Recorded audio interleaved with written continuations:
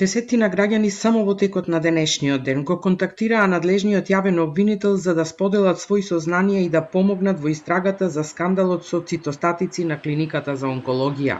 Пред новиот протест на неформалната група Протест против убиството на онкологија, закажан за попладнево, обвинителството објави дека го подига степенот на транспарентност и отчетност за предметот на онкологија и ќе побара од неформалната организација да одбере тројца онколошки пациенти кои ќе имаат увид во истрагата.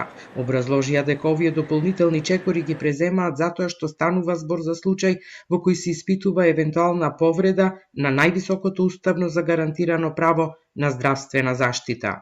Обвинителството денеска ќе побара од неформалната организација преку која пациентите ги изнесуваат своите барања да избере тројца онколошки пациенти кои во текот на целата постапка ќе имаат директен увид во прибраните докази и во преземените действија.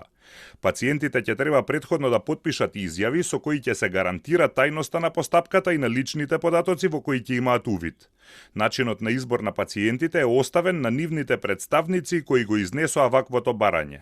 Неформалната група Протест против убиството на онкологија, протестот го организира со барање за брза разрешница на криминалот со лекови на онкологија.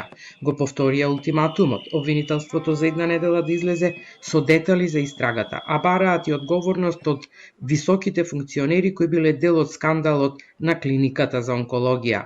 Покрај претходниот директор тврдат дека дел од скандалозната шема на крадење лекови била и уште една поранешна директорка, против која веќе има кривична пријава за злоупотреба и предизвикана штета од 350.000 евра, а таа се уште работи на клиниката. Од јавното обвинителство пак велат дека ги преземаат сите действија за обезбедување докази со цел проверка на наводите во овој предмет, поради што од самиот почеток е вклучен и лекарски и друг медицински персонал.